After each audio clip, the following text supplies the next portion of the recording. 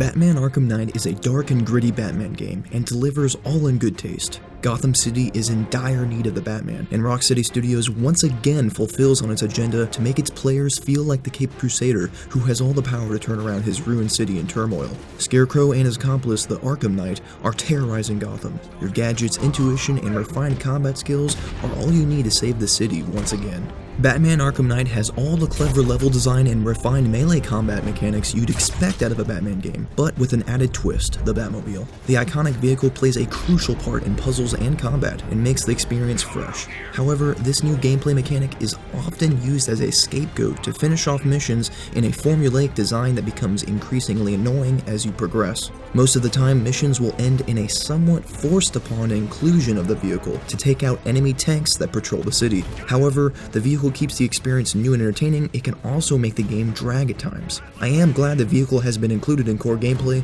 but its presence could have been placed in a more leveled out manner. Gadgets in combat are refined to perfection and offer countless battles that put you in the shoes of a badass. The amount of puzzles and combat within each story mission feels balanced and offers sweet tag team scenarios with Robin and other allies like Catwoman that make the combat feel cinematic, smooth, and just overall epic. Your abilities are upgradable by acquiring Wayne Tech points. These are gained by defeating enemies and completing missions. The tree of upgrades is plentiful and helps deliver on replay value to the game long after the main story has been completed. Scarecrow and the Arkham Knight are your main targets this time around. Scarecrow's fear toxin has plagued the city, and the Arkham Knight helps take over with a massive army. Each are menacing in their own right, but Scarecrow seems to be more of a behind-the-lines kind of villain, while the Arkham Knight takes the front lines. To make matters even worse, every iconic Batman villain is still around plotting in the background. After the main story is done and over with, there are plenty of bad guys to clean up long after. My only complaint to the main story would have to be its length. It goes by fast if you grind it consecutively without side quests.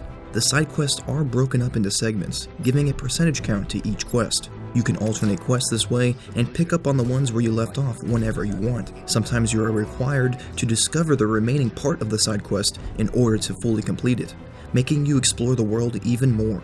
Even after the quests are completed, there is much left to complete, such as Riddler trophies and AR challenges. Visually, the game on consoles isn't very jaw-dropping. The low frame rate and grainy backgrounds make me envy the PC port in this particular department. Gameplay comes first and definitely outshines graphics, but this Gen 8 game doesn't really appeal to the eye.